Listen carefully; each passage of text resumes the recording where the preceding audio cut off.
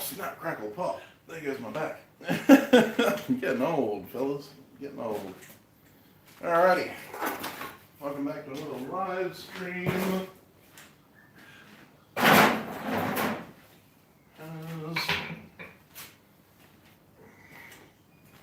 Wait for the notification squad to show up. Hey, Billy, how you doing, mate?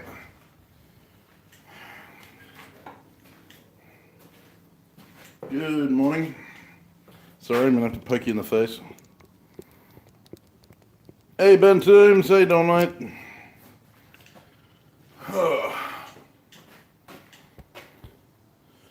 Yeah, it's going alright. I am completely buggered. Cypressville Forge. How you doing, mate? Welcome to the channel. I don't think I've seen you in the chat before, so... Yeah, a little bit of a different live stream today because I have no idea what I'm making. The heat, it's winter. The heat is awesome because there's no heat at all. Hey, Wolf Buddy. Hey, Bob. How you doing, mate? Morning. Morning, all. So, yes, we have no idea what is going to be made today. World's our oyster. Alright. Oh, and I finally got that hammer eye punch finished. For those of you who watched the last live stream, it's been ground up and handled.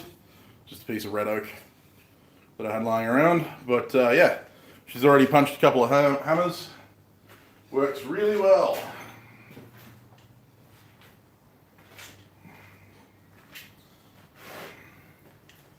Ah, hand sanding. Gotta love it. Hey, Yamaz, how you doing, buddy? Thanks, Bob. Yeah, no, it's definitely an improvement. I might have to stick it back in the forge at some point, depending on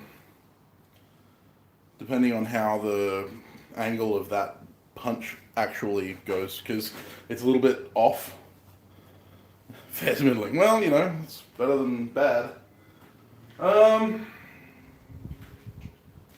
Yeah, so, quandaries. What are we making? What kind of steel do I have? I have all kinds of steel. I don't know. Throw out some ideas. I already saw some people throwing out ideas. I didn't have a poll this week. Oh, nice. Jaws of Life blade. That'll be a hell of a job. You getting that on video, Bob? I'd like to see that.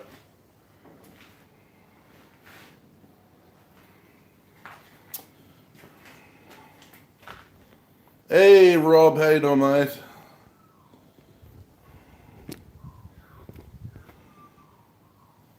Ah, excellent. I look forward to seeing that. What am I doing? I'm just gonna wander around. Aimlessly for a while. It's too early in the morning. I've only been awake for an hour. You'll all be happy to know I actually remounted the striking anvil. It's now firmly mounted to a stand, so it's not going to rock around the clock anymore. Makes a huge difference.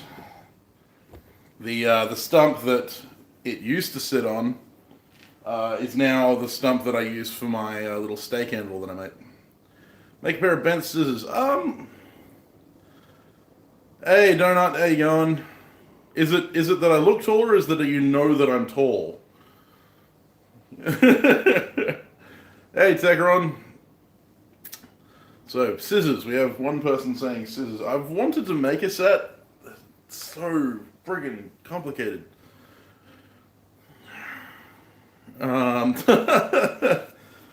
Yeah. I have thought about. Oh, actually, I could make. Yeah, it's a lot of work though. Hey, Matt, how you going? Matt Life. There are two Matts on the channel now. We're getting there. Cool. Make sure to like that smoosh button and smoosh that like button. Alright, so we have one vote for scissors. I don't think I have any stock that would make a decent set of scissors. Empty gas tank, anyone?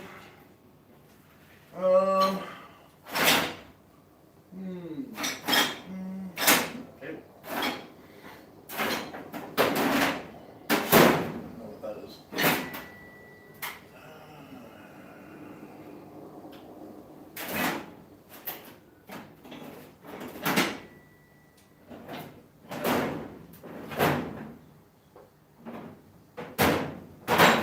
Actually, tell you what, I have a couple of billets of San Mai that I made recently. I'm just sorry guys, I'll try and keep myself on camera while I wander around staring at the floor. Ah! That one's the thick one. This one's the not so thick one. Let's take a look.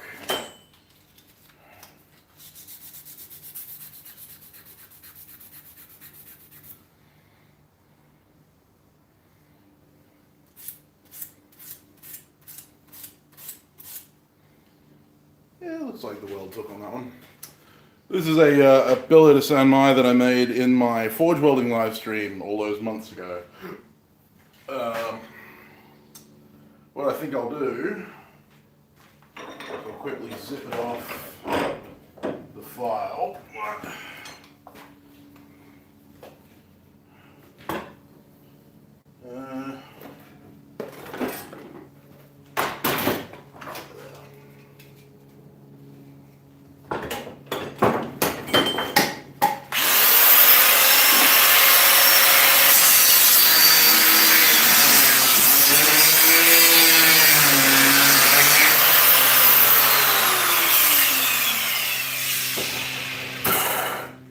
This is what happens when you have like no zip disks left. Hey JT, hey Draysons. Oh, Draysons is JT. Anyway, never mind me. Pinking shears. Yeah, I've actually got a commission for some pinking stamps. Arrowheads. You're getting there. Well, that's good, Donut. Chris. Well, that's true. Hey, Corey.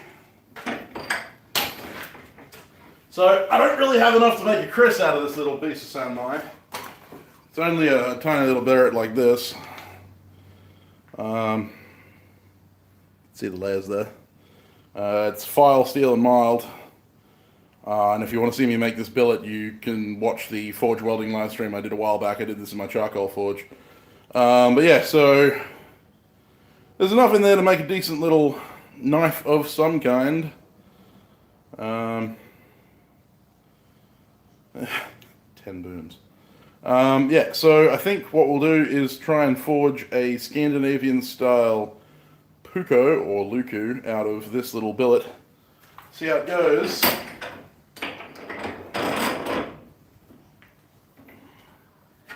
Been wanting to play with this San Mai. I made another piece of San Mai the other day. For those of you who follow me on my Instagram and the Facebook page, you'll have seen this. This was made in my gas forge. I was testing the new gas forge settings. Seems like it works. So you may be seeing some pattern welded steel, what some people might call Damascus, very soon on the channel. Won't that be fun? Yeah, go find it.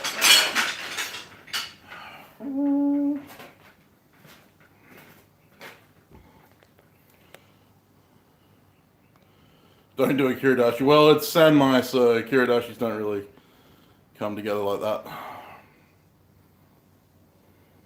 Hey, dead rats. Yes, because they're easy. They're a good starter. They're a good starter project. I may actually have to make a Kiridashi again.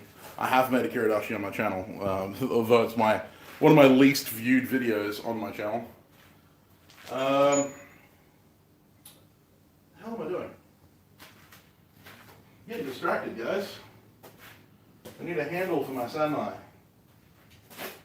Although I can't really call it Sanmai because Cold Steel, Lynn Thompson from Cold Steel actually trademarked the term Sanmai. You can't actually sell knives labeled Sanmai anymore, unless you want to risk a lawsuit from Cold Steel. Which is a bit ridiculous.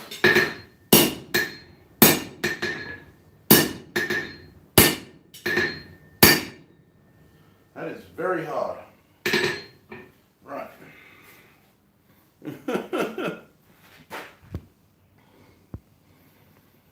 Straight razor, yeah, it's something I'm gonna have to do again.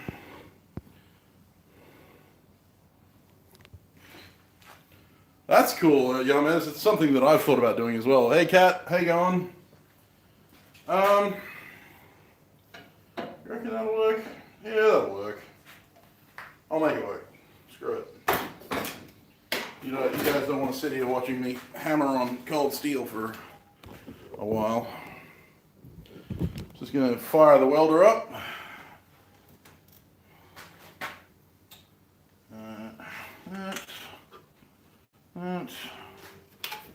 Cold steel to cold steel.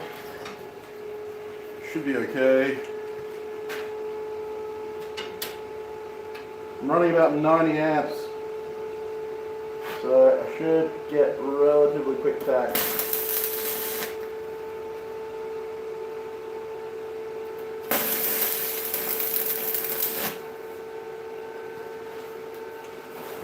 Running at 90, you really don't want to run the welder too long.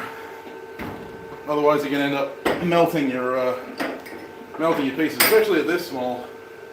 If I was running a larger billet, then 90 would be ideal.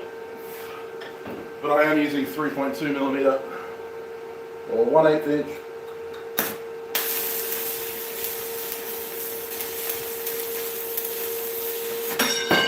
Oops. See, I just broke my own rules.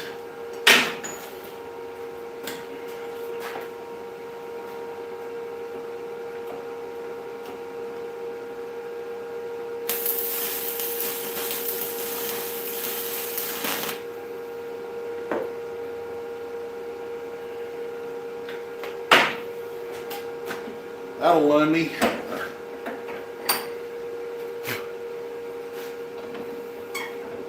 Should have gone the other side. Like that. Unfortunately, that was the last of my dissimilar metal rods. I'm going to go back to mild rods. They don't hold as well. But look at this.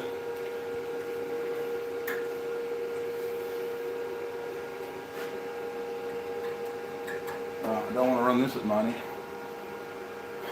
When you're running 2 millimeter rods, the last thing you want to do is run it at 90 amps.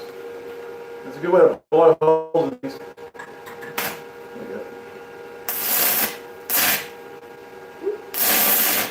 Woo! Still a little high. God, these things like to run really low. That's what you want.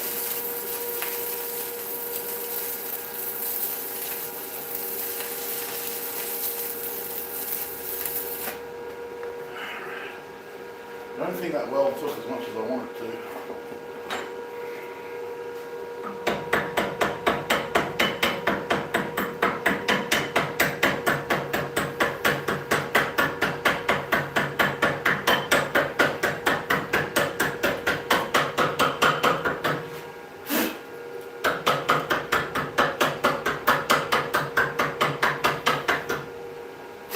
Needs like 5 more amps.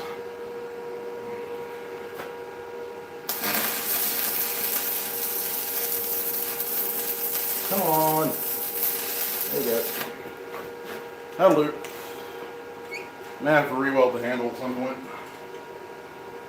Come on, go. Hey, go. Yeah. Come down the side. There we go. Little impromptu welding lesson for you all. I might do a video on arc welding because it's something I do a lot of. Test the weld.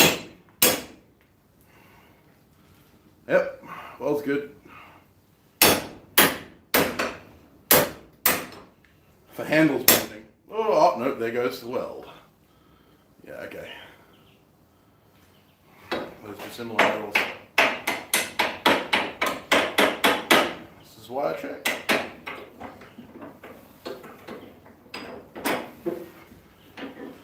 I got good penetration, but when you're welding to high carbon steel with mild steel rods, you end up making something akin to cast iron, so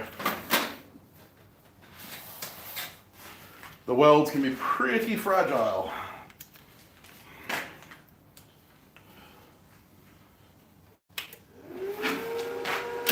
The speed limit is the maximum amount of riddling you're allowed in a day. Isn't that right?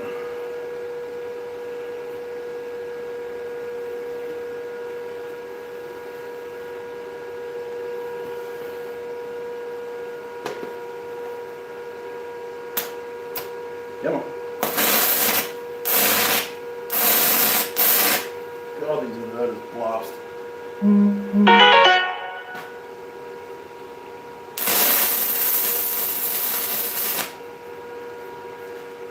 What I might do, I've just done a...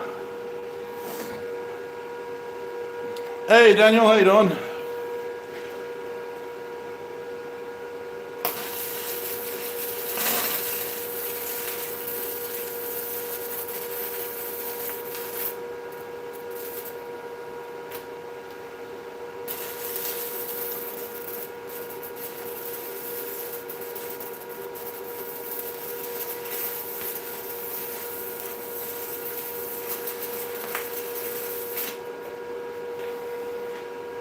Running the amperage that low really doesn't do much welding, but it's a really good way to build up a good lump of weld on it, and that'll secure it. That's my fail-safe in the event that I'm using mild steel to high carbon steel. So first I ramp it up to about 60 with the 2mm rods. Get my penetration. Then I ramp it down to 30. And with these 2mm rods, I wait for it to cool down a bit. Tap some slag off.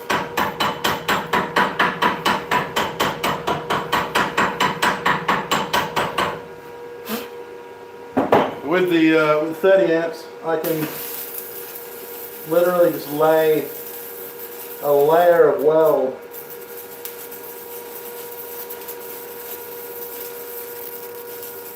just a mound of it.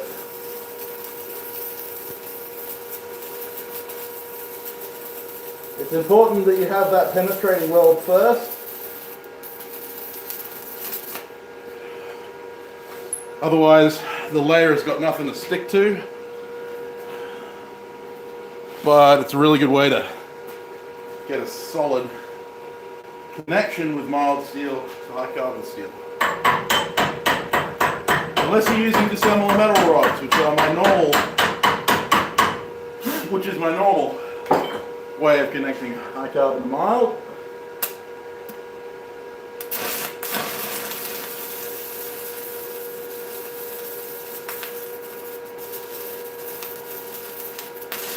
Come on, there we go. That's what we want. Oh, come on.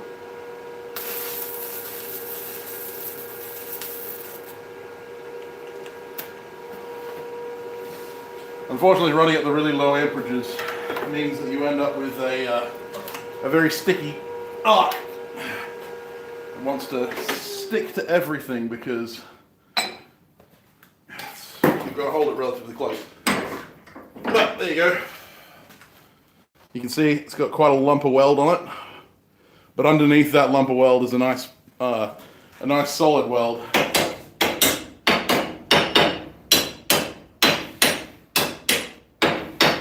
The reason I test the weld like that is because the last thing you want it to do is let go while you're forging on it. So what I try and do is test the weld by giving it a few whacks.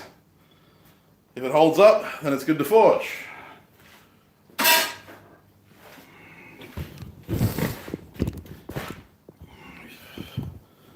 Make a welding hood. Oh, that'll be cool. Really not up my alley. Sorry, I'm just scanning back. Hey, Randy.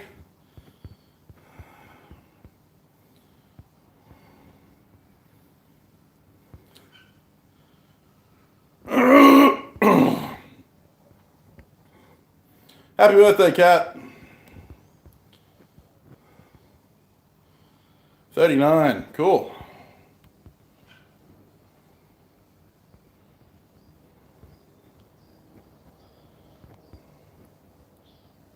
So this is Kat's birthday stream then. Hey, Uncle Buck, how you doing? Rings off in the forge, guys.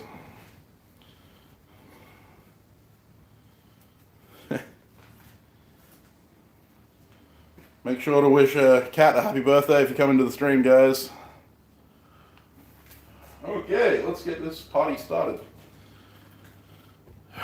So, for those of you who don't know what I'm doing, I'm forging a Scandinavian style knife. Just got enough gas to start the forge.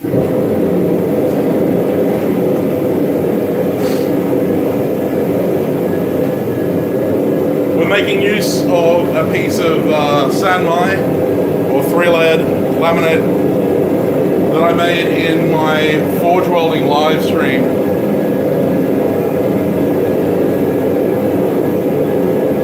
A couple months ago.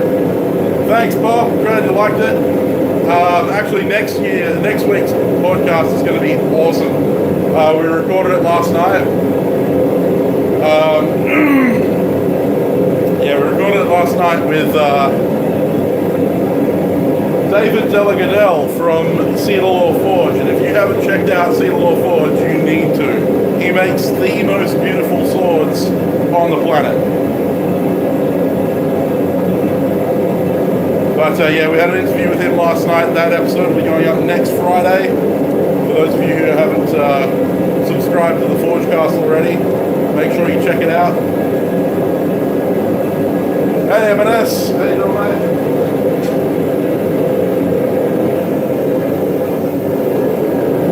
Yeah, so they're on Spotify, iTunes, all your standard streaming platforms. If you just look up the Forgecast on any of the streaming platforms that you're familiar with, you'll find our episodes there. There have been a couple of episodes. Actually put up on YouTube. Dan Moss's episode. Turkey sandwich boy. Okay, fair enough. Thanks for dropping in, Graces. Well, you're all probably older than me, so no need to argue about age. I'm a young spring chicken.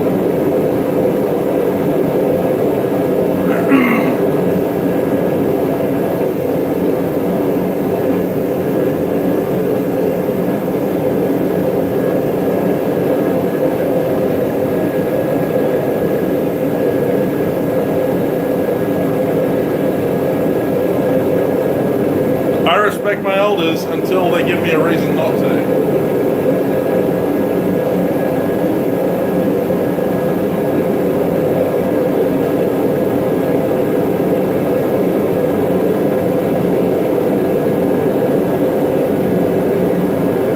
Persnickety whippersnapper.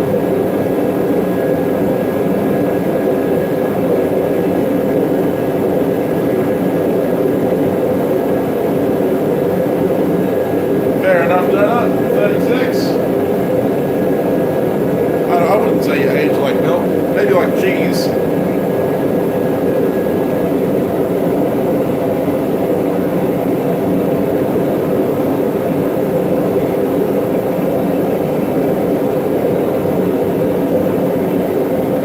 I've looked the same age since I was like 16, so just waiting for grey to start creeping in here. But I've probably got another decade before that happens.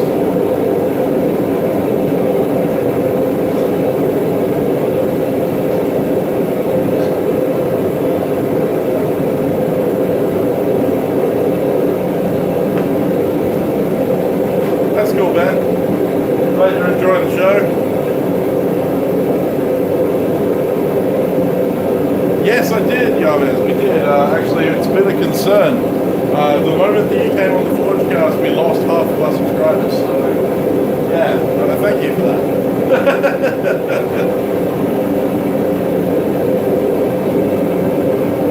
Yes, I saw that, Randy. I did wish you a happy birthday on the book face. 41.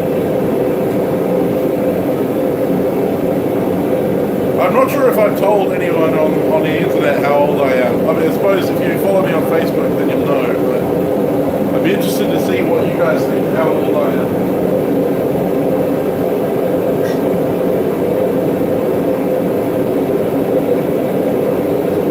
I know you know my age, Yandez. I think we talked about it on the podcast. Okay, now we get to find out. Wrong. That's Nils. Nils is 25. We get to find out how good my welds are.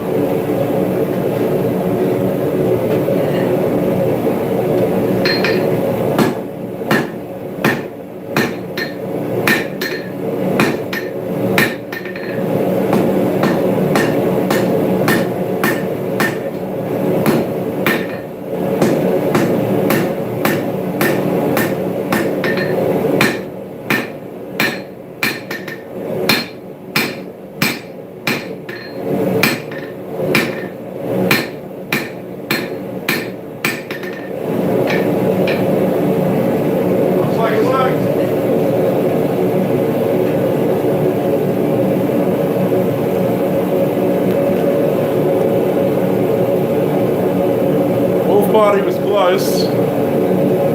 No, too old. No, that's too old, Dad Rats. Not that old yet.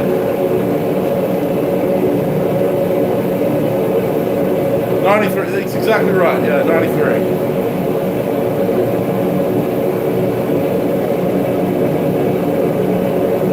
So it looks like the weld's held up. It's good.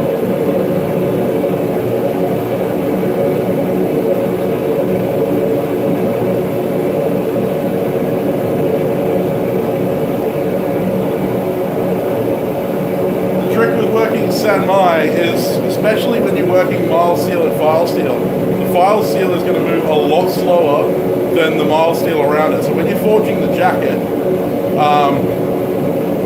you've got to make sure that you've got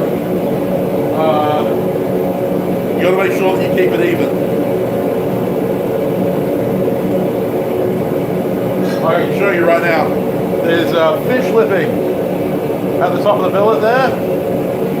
As long as that's even, you're working the right way. Because the thing is that if you let it mushroom over all the way, then you're going to completely screw it.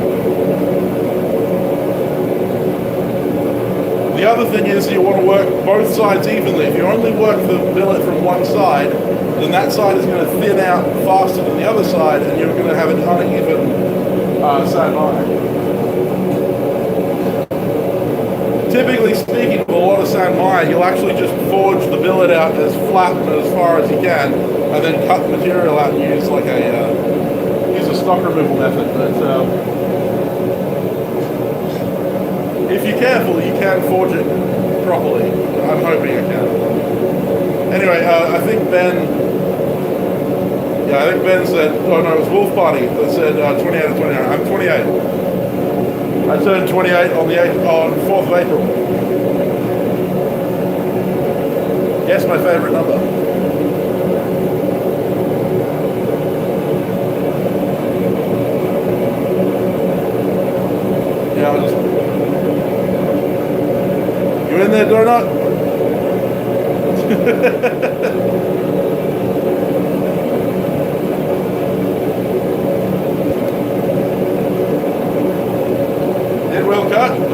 cut you, M&S.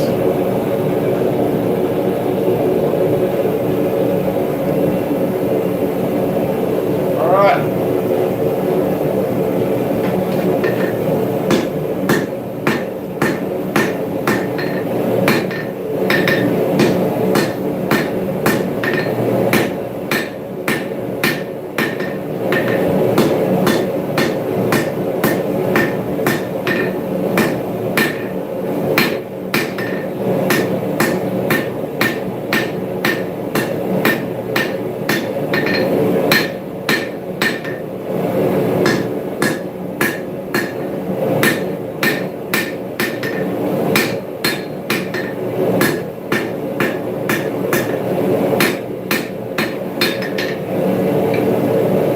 Starting to get that pointed.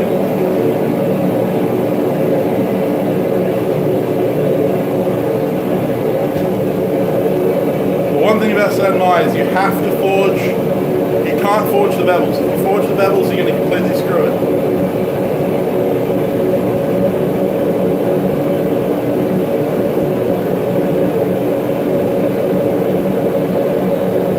You'll get there eventually, Gomez, one word at a time.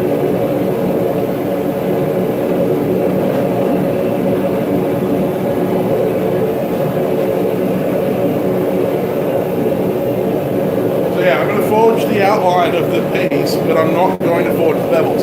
The reason for that is because you've got that core material, and then you've got the cladding, and if you forge that cladding into the edge, you're going to end up with soft material on your edge. You can forge the bevels, I won't say you can't, but it's a lot less safe.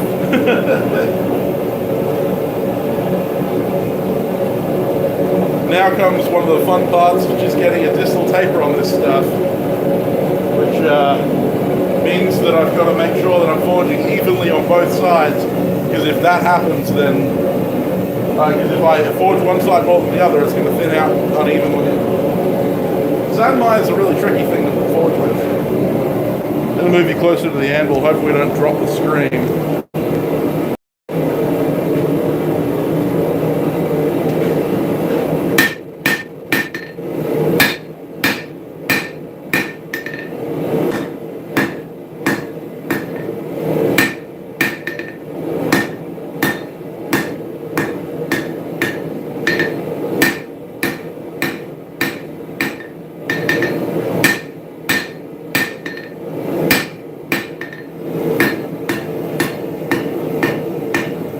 You don't want to forge Sanmai too cold, because that's a good way to shear your welds. And that goes for any forge welded material. If you're working Damascus and stuff like that.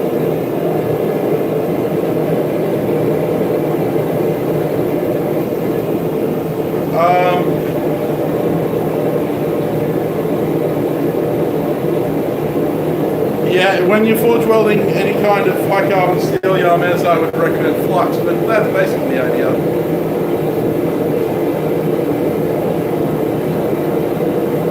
Yeah, that's pretty much exactly how I would do it. The railroad spike being so much thicker than the 15 and 20, you'd want to get that up hot first.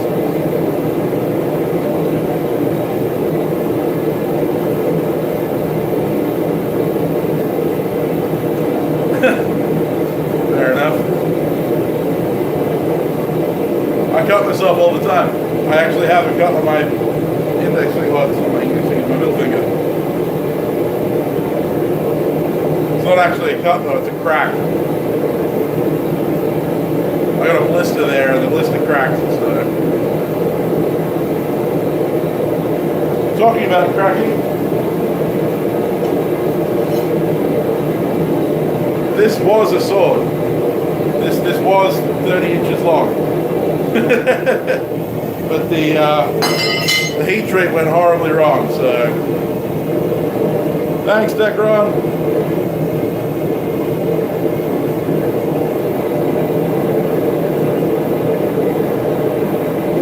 Yeah, you see, the thing is, Yames, that if you're hammering the material into the hot material is going to oxidize around the high carbon steel. And no matter how tightly you forge in that cold steel, you're going to have air pockets, and you're always going to get oxidization, especially with high carbon steels.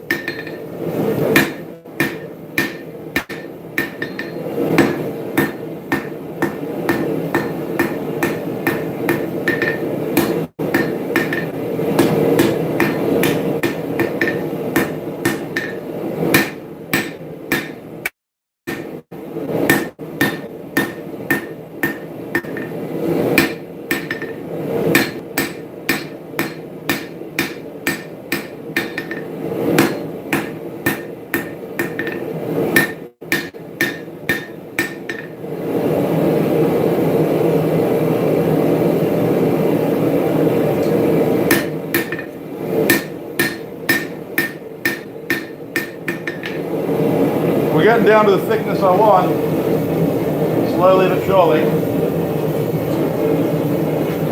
You'll notice I'm working this at close to a welding heat.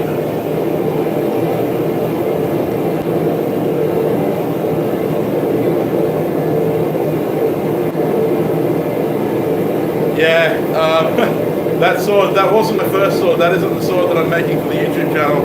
That was a sword I forged at Dawn of the King last year in November. But I decided to try out some heat treating, and it went horribly wrong. Hey Curtis, at Noble Pursuit Ironworks. How you going? So yeah, that didn't go very well. And I actually formed these really large cracks on the surface. So yeah. Excretus occurrum.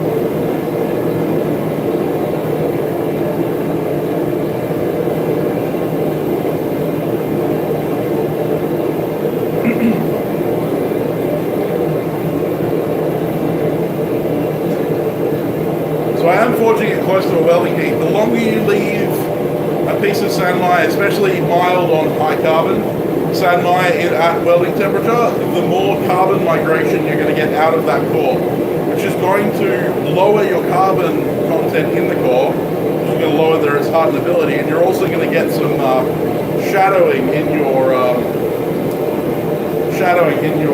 cladding. All right, Dad Rats, thanks for checking in, mate. I appreciate it.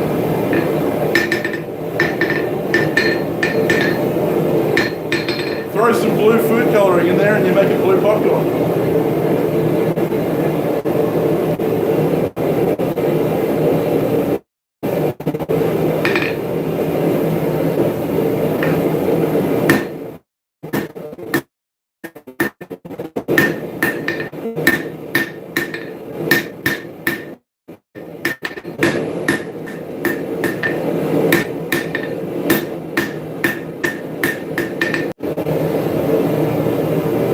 Try and use much of this billet.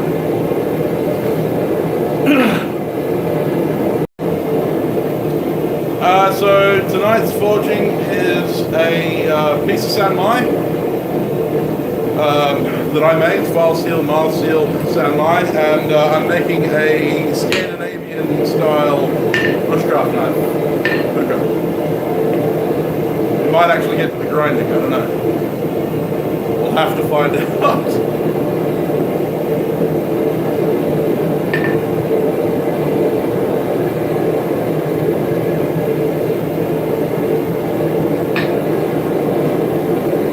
Yeah, we might get a little bit of internet dropout. Unfortunately, that's just the way my internet's working right now. Ring knife, that's cool.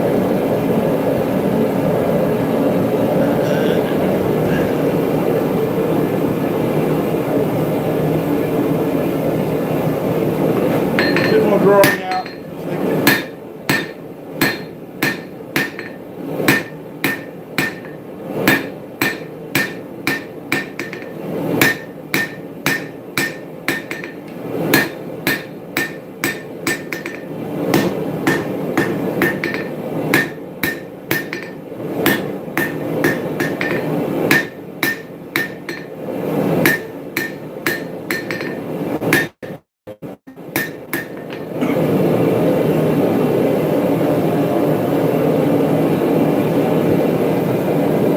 Hey, Donut, thank you very much, mate.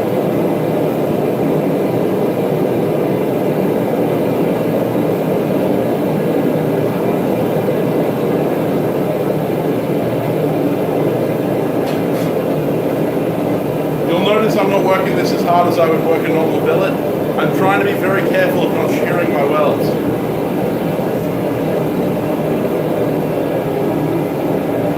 At this stage I'm pretty confident that the welds are very solid, but you never know.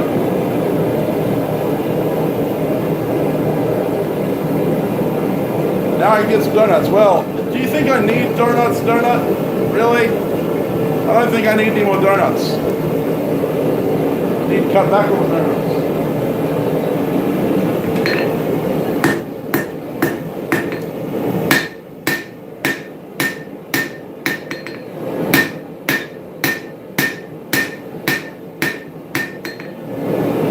That's about right.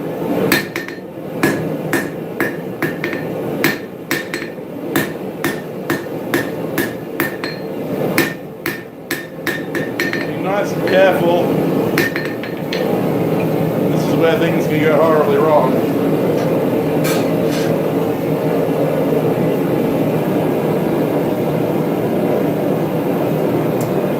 A flyby of my forge, I mean that one, not much to be flyby about.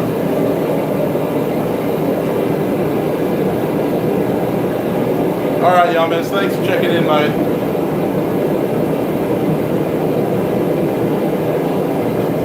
You have a good rest. Don't work too hard. Just gonna check what's outside my door.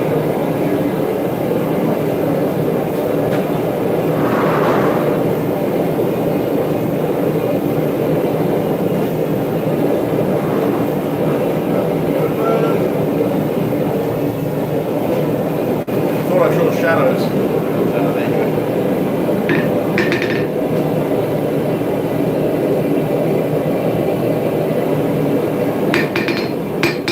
No, I'm just thinning the blade evenly, Tekron.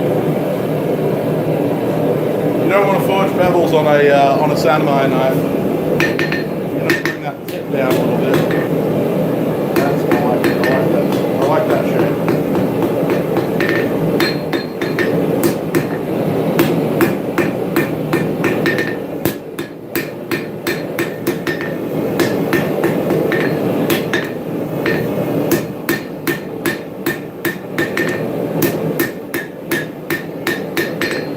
Should look pretty when it's done.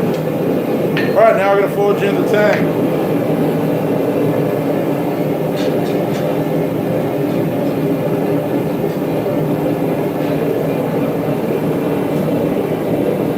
For that, I think I'm going to use the guillotine tool.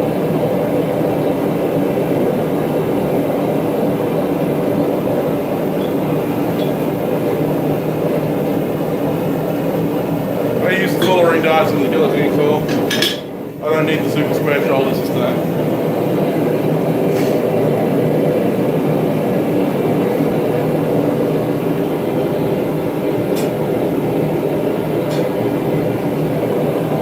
I'm trying to make uses of as much of the billet as I possibly can.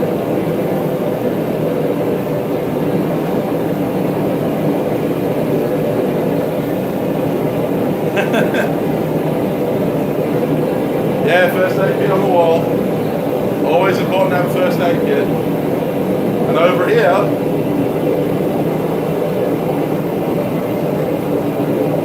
very important, fire extinguisher.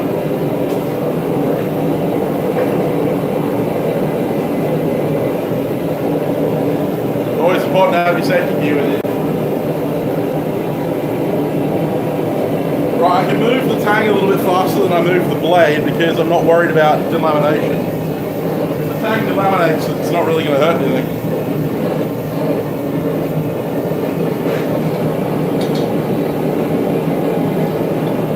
Go. 2 hits, turn it. 2 hits, turn it.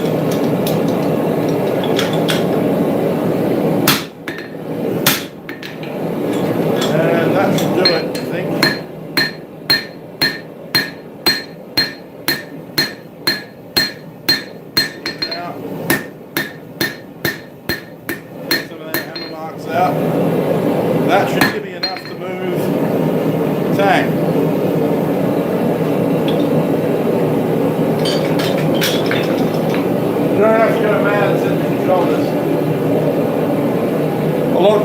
mistake of thinning down the shoulder where the tang meets the blade way too fast and way too far.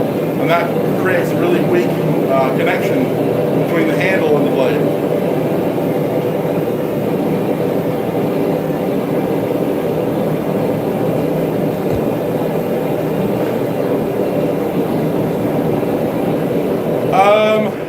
Yes, it technically can donut, but you have to clean them up and either put them in a canister or weld all of the seams shut, because stainless immediately oxidizes.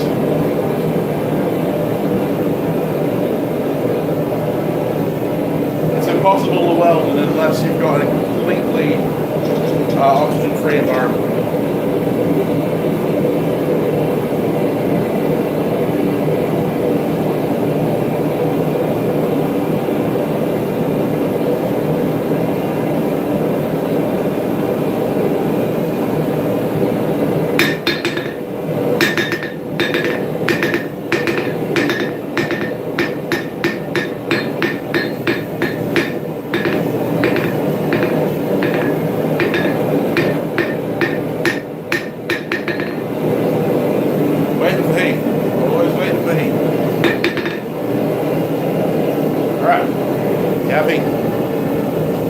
Move you over here. Hopefully we don't buffer too much.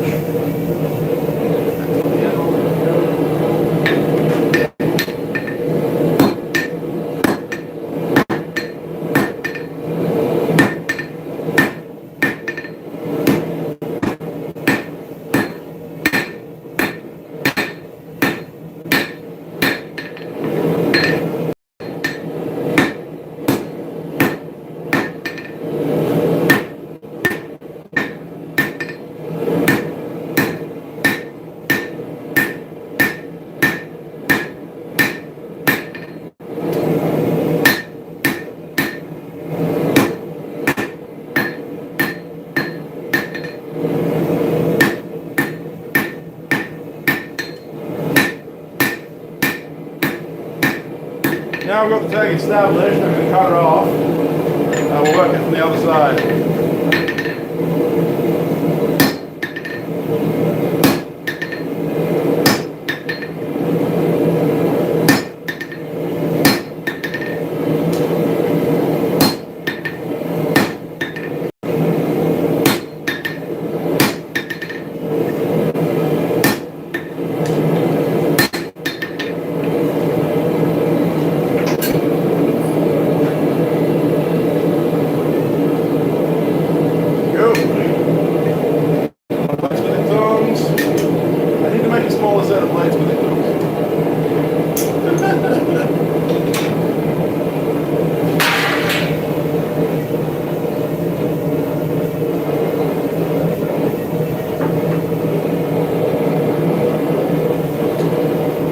Hans in here. You can be having a drink right now.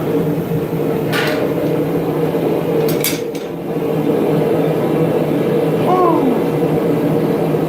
No.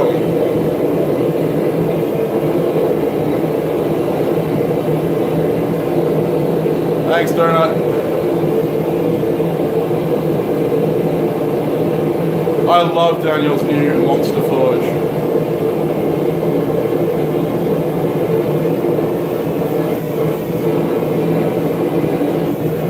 I really wish I had that forge because I'm about to do some ridiculously large billets and I could really use the space.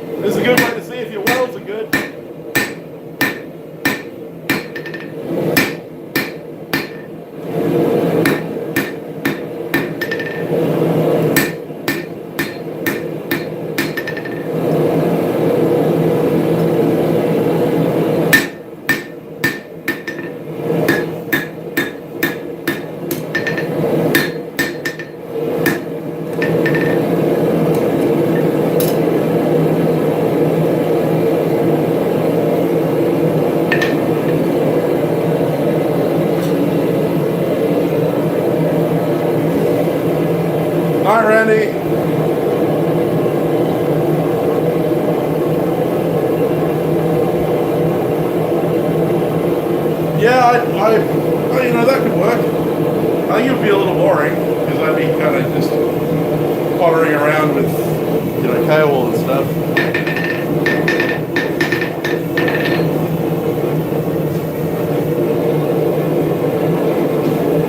I don't know, well, we might, if I get all of the gear together, I might put a poll out and see if anyone's interested.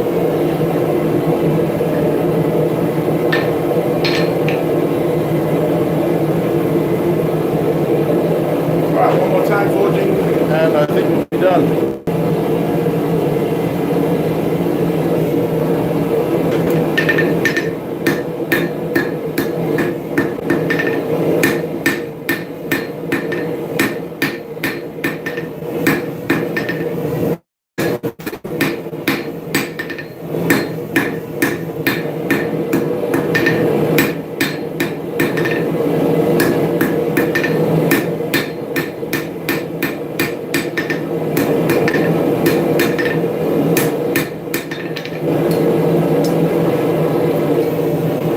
Now just chuck it back in the forge, make sure that we get that blade straight.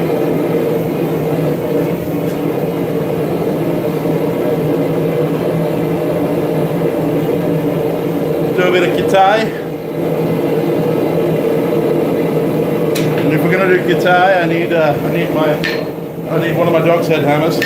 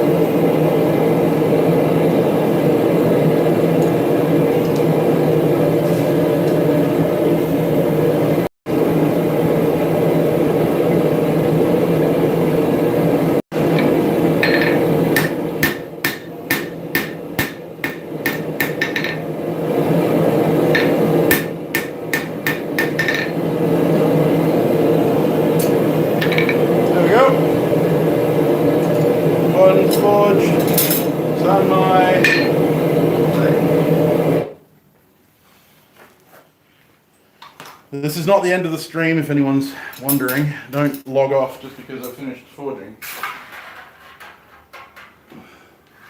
We're just going to let it cool down a little bit, and then we'll do some grinding.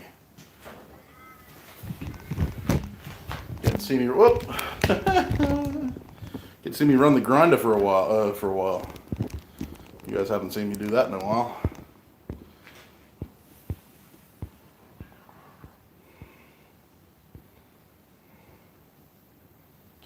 I use a striker all the time, Curtis. If you watch my other videos. Yes, kitai is always fun. Wet forging is always fun.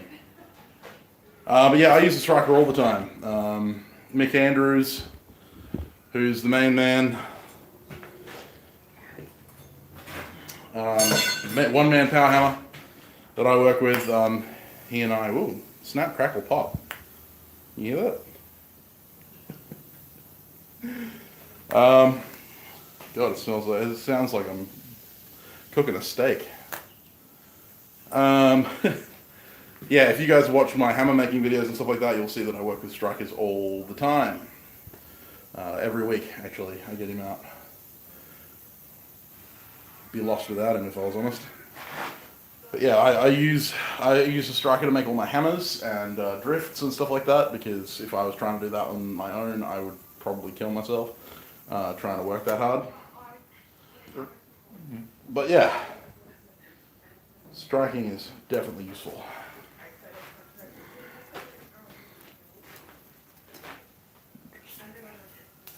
Still very hot.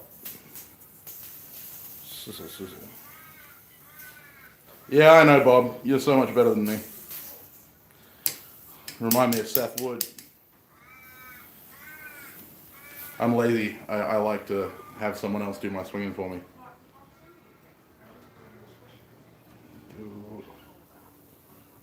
Sweet.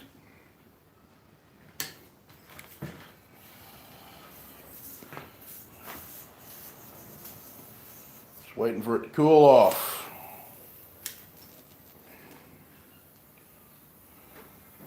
Cheers, M&S. We're just waiting for it to cool down, and then I'm going to start running the grinder. Just looking at my jacket. The jacket looks thin, but good. Looks like it's straight, which is good. Interesting.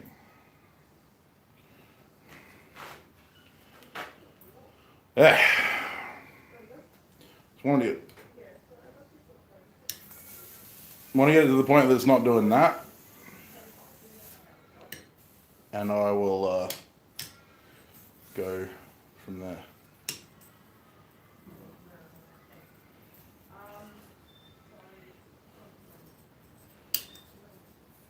Stop sizzle sizzle. The reason you want it to stop sizzling is especially with W1, which is what's in this. It's a good way to blow up your blades if you quench them straight out of forging.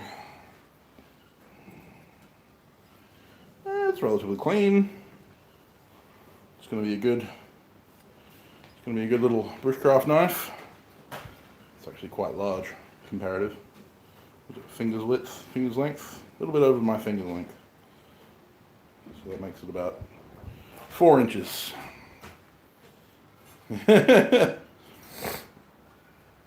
Alright, so head over to the grinder. Let's see if we can get this, let's see if we can see. Hopefully the internet doesn't drop out. Keep your fingers crossed, everyone.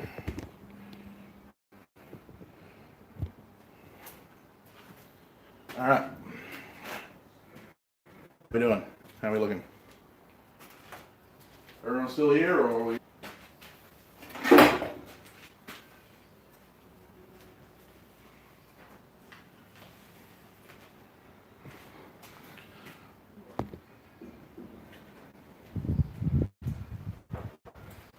Yeah, a fan blower would work.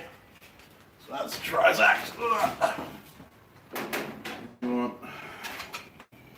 Very worn out 50 belt. So, eyes, ears, and lungs. You want to protect all three.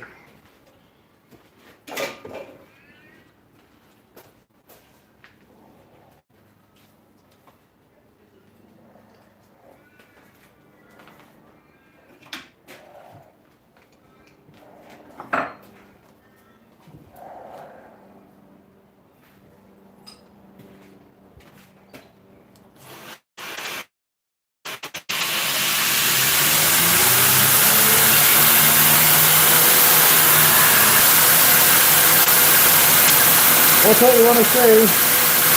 No weld line.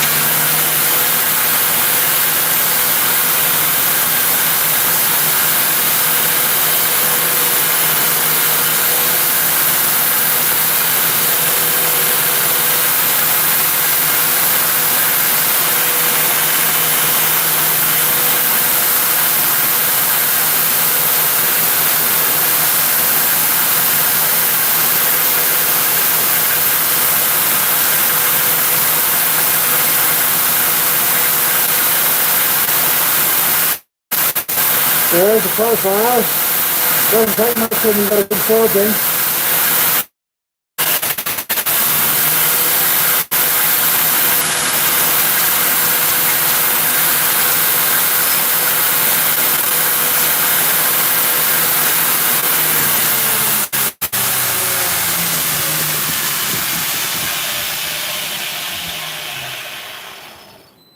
So, I'm not sure if you can understand what I'm saying, but so that's the profile.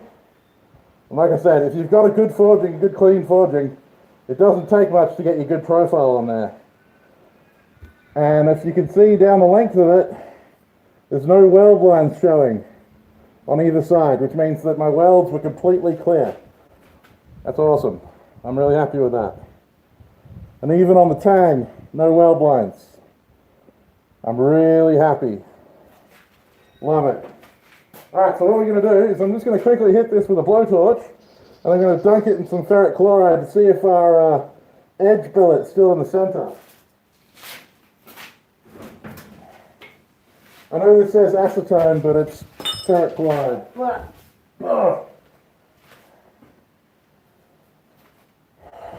Hey, Ned Valia, how you going, mate? Welcome to the resistance. Alright, so.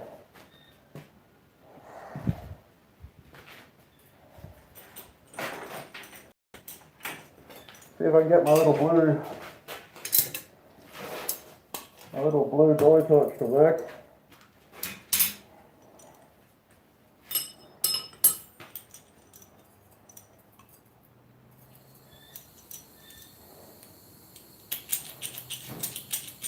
Come on. There we go.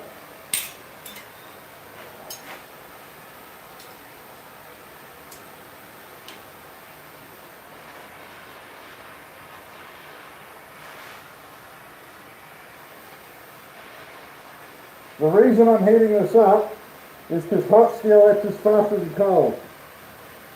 So if you're trying to just test etch something, and you don't want to spend half an hour waiting for it to etch properly, just give it a bit of a warm up. Especially in cold weather.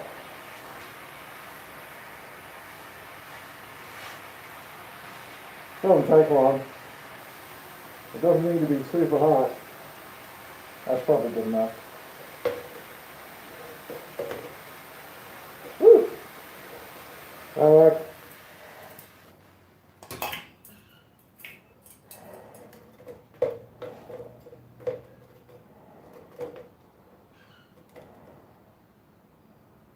Just be aware that if you're putting hot stuff into acid, that acid is going to steam, and that steam is acid. It's going to boil off. You do not want to breathe that stuff. That's not good for you. Okay, it did wander a little bit at the tip, but that's not bad. That's not bad.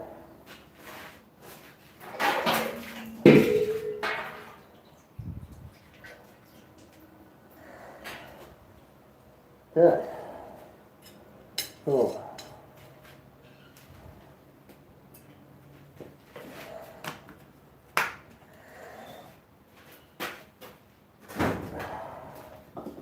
Using that little bit of heat makes it a lot faster. But especially when the steel hasn't been hardened, hardened steel etches faster. But you can see we've got cladding, and then we've got the center.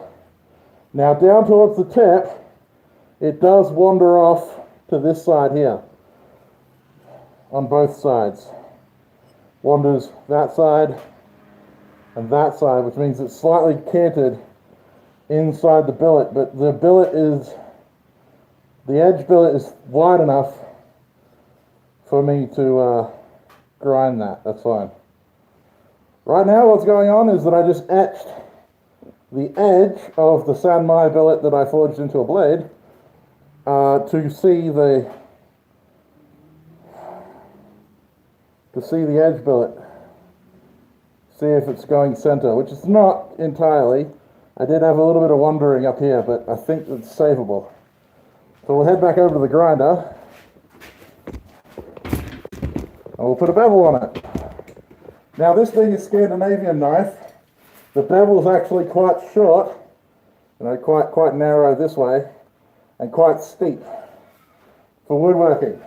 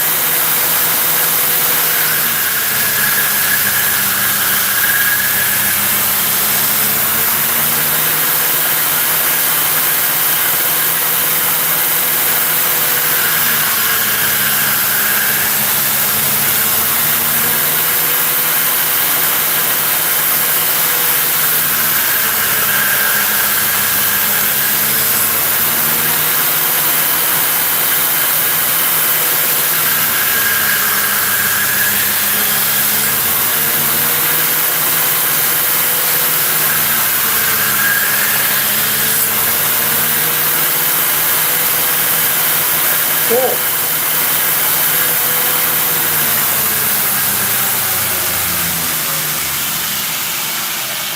Bevel's just about even. There's a little bit of deviation, but I can change that after I heat treat it. I've left the edge about 1 millimeter thick along the end. You can take the you can take the mask off for a minute. Yeah, so it's mild steel and file steel, so it's about W2 and mild steel.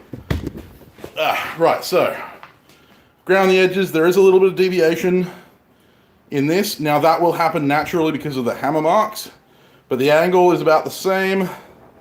Not sure if you're going to be able to see. It looks quite thick, but that's natural for this kind of knife.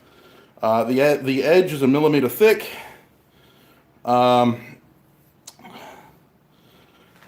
And I do not see any D-line. There might be a tiny touch just along here. I'm not sure if you're going to be able to see it in the camera. Yeah. Not this bit on the outside here. That's just a deviation in my grinding angle, which I'll have to fix. But it looks like the edge billet goes all the way down the edge. What I'm going to do, I'll do a cold etch, just to quickly show you. Just quickly dunk this in my ferric. Give it a bit of a mix. There we go. Isn't that pretty?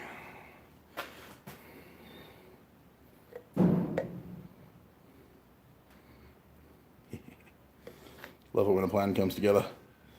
Right, it'll be much more stark when it's properly etched, but you can see the ghosting in the mild steel from the carbon migration from the W2. So,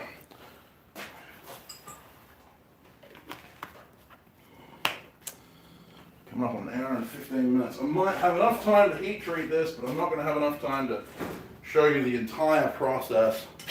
So what I'll do is I'll take you through how I heat treat simple carbon steels like this, how I quench simple carbon steels like this, and then we'll probably have to call it a day.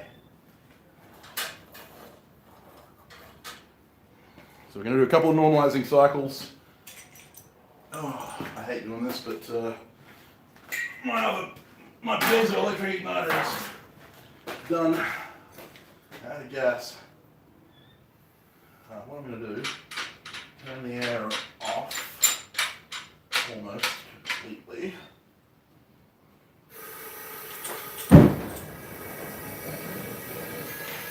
Woof.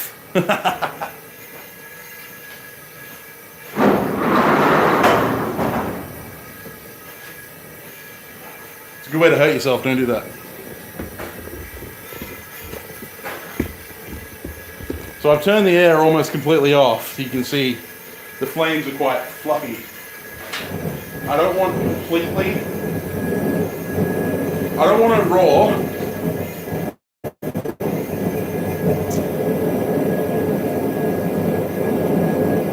Yeah, I don't want a raw of the forge. Probably turn the gas down a little bit. That's kind of what I want. I want a steady, fluttery flame, and these tendrils of flame coming out the top of the forge, those are telling me that there's more propane in there, or more gas, than oxygen, because you don't want an oxidizing fire at this stage. Especially at critical temperature, you're going to start decarburizing that edge. Now, the reason I've left it so thick is not really for warpage, because the spine's quite thick, but I don't want to decarburize my edge too much. And even if I do, having that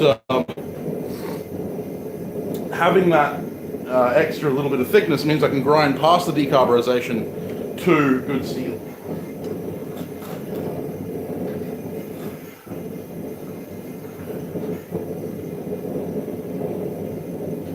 So we're going to get it up to critical temperature. I know what critical temperature looks like in my forge, but your accounts may vary, and also the camera is not going to show the same color as real life. So just be aware of that. Don't try and match the color that I'm making.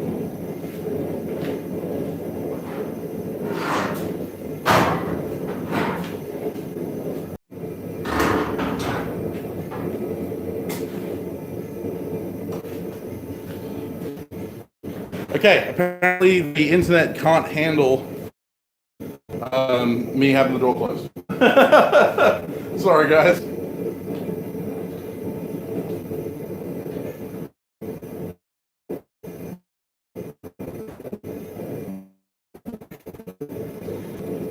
Oh yeah, man. Having the right belts makes all the difference. Okay, so I've just reached critical temperature. So that's solid critical.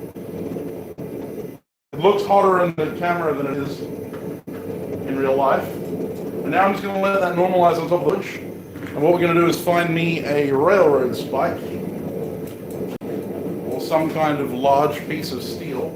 There's one. I normally use a leftover railroad spike. Cooking my face right now.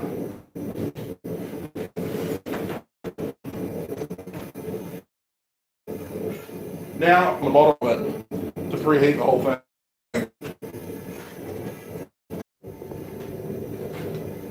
Oh, the internet is being a massive pain in my ass. Can you hear me?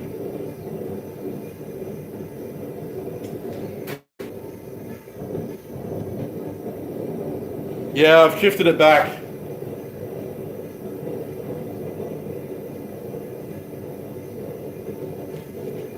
You hear me now?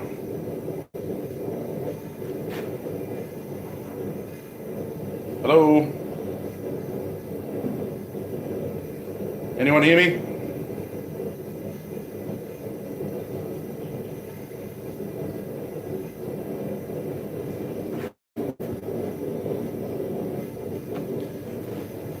Okay, bloody hell.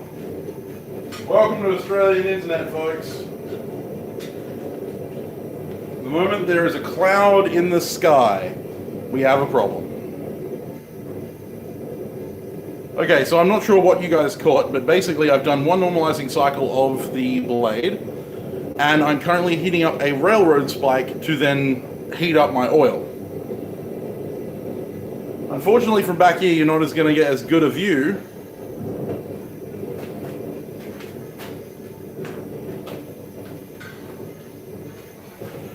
I'm going for my second normalizing cycle on the blade now.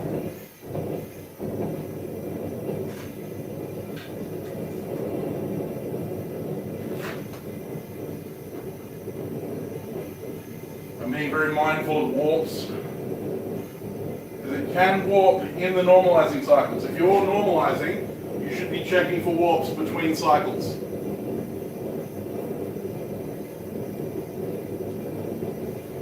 Okay, so that's at critical temperature. It looks a lot hotter than it actually is in real life. But I'm looking down the blade for warps. I don't see any.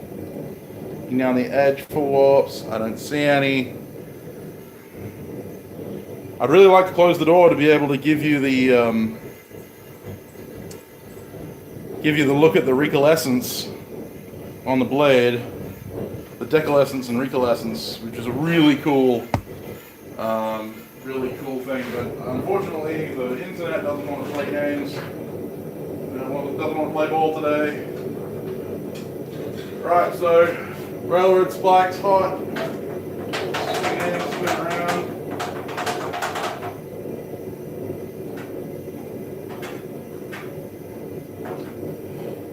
And I'll do this twice, because the first one's going to end up, kind of dispersing through the rest of the tank. The top will be the hottest part, but I want that top to be nice and liquid. This just decreases the viscosity of the oil, makes it easier to quench.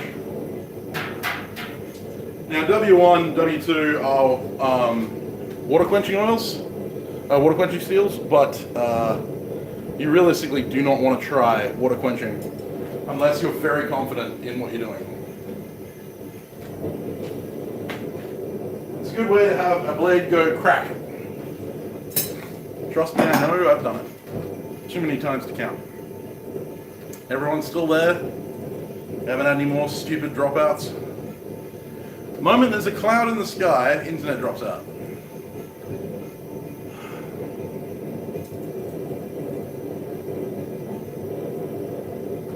I feel like I'm talking to myself now.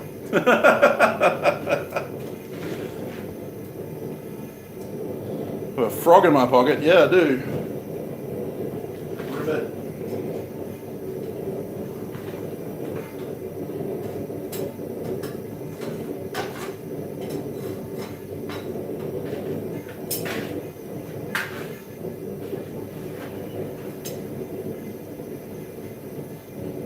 Okay, so that's 2 thermal cycles, or 2 normalizing cycles on the Pico. Now you can see this line here. That's actually fine. That's where it's started scaling up along the weld line. I'm not worried about that. So you can see it's on both sides. And you can see the scale kind of climbing off the steel here. That's totally normal. You can brush it off. You don't need to. It's going to come off in the quench anyway.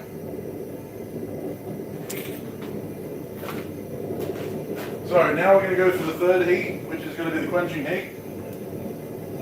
I'm just going to balance this in the fire.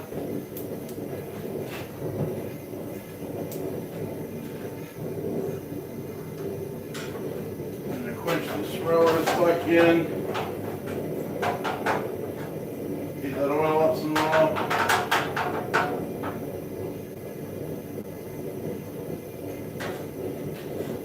Now this is a pretty quick and dirty quench cycle. Normally, if I'm doing production quenching, I'll get a batch together and they'll be cooling to room temperature before I go to quench them. I don't let them just cool to black, I cool them to room temperature. And that's just to make extra certain that all of the carbon has settled out of the fluid matrix of the iron.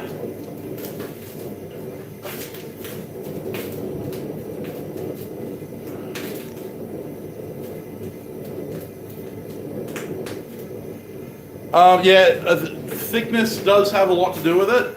The big thing is that when you're quenching steel, you are crystallizing the carbon in the iron matrix, and so therefore there's a lot of strain and stress. If you ever want to see something really cool, look up katana quenching on YouTube, katana quenching, and you'll actually see the blade bend and then rebend in the quench because of the crystallization of the martensite in the edge of the blade, while the back stays relatively soft in the pearlite stage or the austenite phase. So that's happening whenever you quench a blade, whether or not you have clay on it. That expansion and contraction is always happening. And so therefore you need to make sure that you've got the mass in it to, undertake those changes in the crystal structure of the steel. The thicker the steel is, the more mass it has to move in the crystallization, which means that it's less likely to crack because it doesn't have a lot of problems. Although, I've had hammer faces crack on me.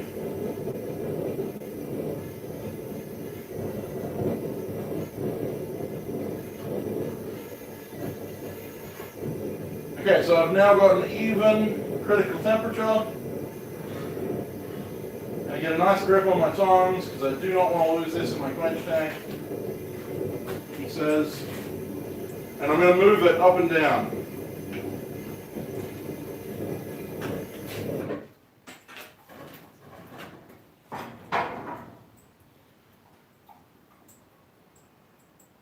Check it.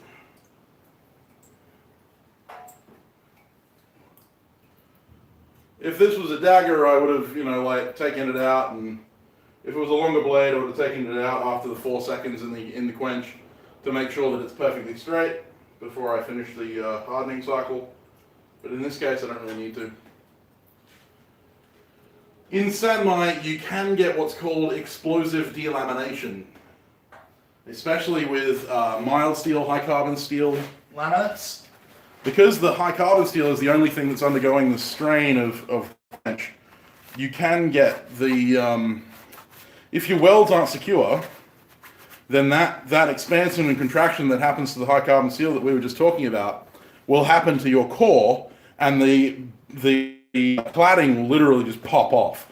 There are photos all over the internet of people's sanmai billets that have literally exploded because of the because of that expansion and contraction. The other thing you can get as well, especially in O1 laminates, if you've got O1 as your center steel, the actual core of the billet, if your welds are good, the core of the billet can split in half, like right down the middle of the core, not on a weld, the core of the billet. And that happens because the steel in the middle is undergoing its expansion and contraction, but the cladding is so thick that it actually doesn't expand with it. Yeah, W1 and W2 can be quenched in oil, but they won't get as hard as water. But water is not as safe as oil. So, you can see that nice gray color on the edge. That shows that we got martensite, or it's a good indicator that we've got martensite in that edge, which means it's probably hard, but we're going to go find out. I'm going to turn the lights on.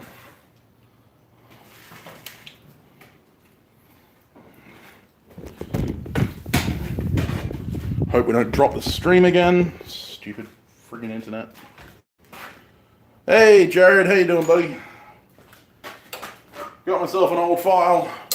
One thing that really annoys me when people do file tests is that they do this.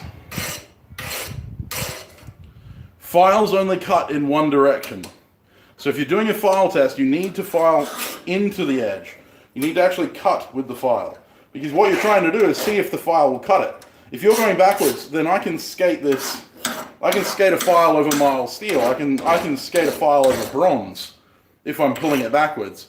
You want to try and file the steel. And I can hear that being super hard, and I can feel it. You know, that's what it sounds like in mild steel. And that's why I use an old files, because I don't want to ruin the edges of my file. Using the corner of a file is good, but don't do this down the length of your blade, because that doesn't tell you anything. Try and cut into the knife. Absolutely try and cut it. Go at it, because you're trying to test the hardness of the steel. And if you've got some decarburization on the edge of your material, then if I did this and there was decarb, I'd actually feel it biting. But if I went with the corner of my file and cut in, then I'd feel it cut for a second and then slip. And that tells me that there's a layer of decarb over the top of hardened steel. So make sure when you're file testing your steel, you're not just going, yep, that's hard. No, take it, corner of your file, and cut with it. Really get into it. Try and friggin' cut that knife in half. But that is a hardened blade. And doesn't look like it warped. Oh, maybe a tiny baby bit.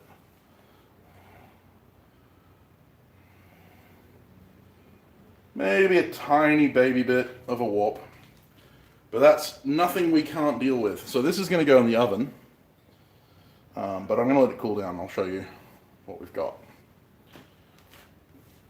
So yeah, this is a Puko knife out of Sanmai. 3-layered Sanmai. Yeah. I don't actually think that's a warp. I just think that's bad grinds. You did buy a Puko from me. You bought a monosteel Puko. This is a Sanmai Puko. This is a more traditional Scandinavian Puko because it's actually 3 layers of steel. And traditionally they use mild steel and something similar to O1. I don't have a set of those HRC files, but I don't really much have a use for them. I have a hardness tester that I can go to if I want to. But I know how hard my files are. This is a Hart file, 62 Rockwell, and this will not bite into the surface. So that means it's hardened to 62. Now if W1 hardens over 62, then if you temper at 175 degrees Celsius, then you should end up with somewhere around 58 to 59 Rockwell. So that's what I'm hoping for, that's what I'm aiming for, and that's what we're gonna do.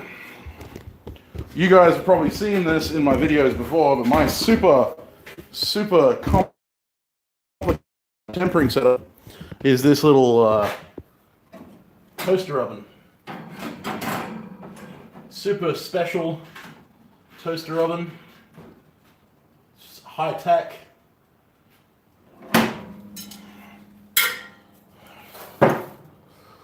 It's the highest of tech.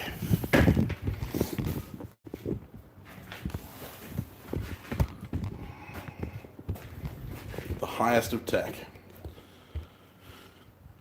Ooh. I don't mind either way, Jared. 40 layers sounds good though. Yeah, it'll get you in the ballpark for sure. I mean, as I said, I've got a Rockwell tester I can go to if I need to. And for a lot of my custom knives, I get them Rockwell tested. But I need, when I'm guesstimating, I don't really need to worry about it. And those HRC files don't last very long, especially the lower hardness ones. It's a shame Saber didn't come in. I've just picked up his, the steel to make his order. Eduardo actually ordered some drifts from me, so I've got to make those. Yeah, so that is basically the end, guys, because that's going to sit in there for 2 hours, and I don't think you want to sit around watching an oven for 2 hours. Yes, I've had explosive delamination work happen as well. I have another billet here of Sanmai, file steel and mild steel.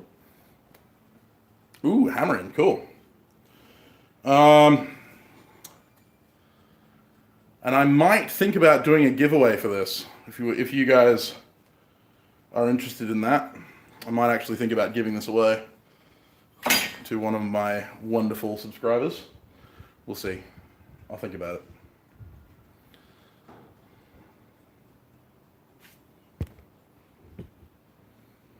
That's cool, Kat. Yeah, I mean, I picked mine up for $10 from a like Gumtree, Craigslist kind of ad.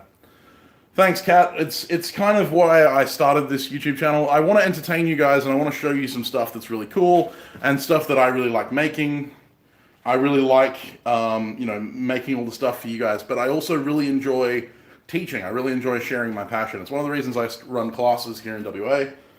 But this YouTube channel is an educational channel. So if you guys have any questions during my live streams or otherwise, if you need to ask me questions or if you just want to, get some advice on something, please feel free to message me at Samtown's Bladesmith on Instagram, Facebook.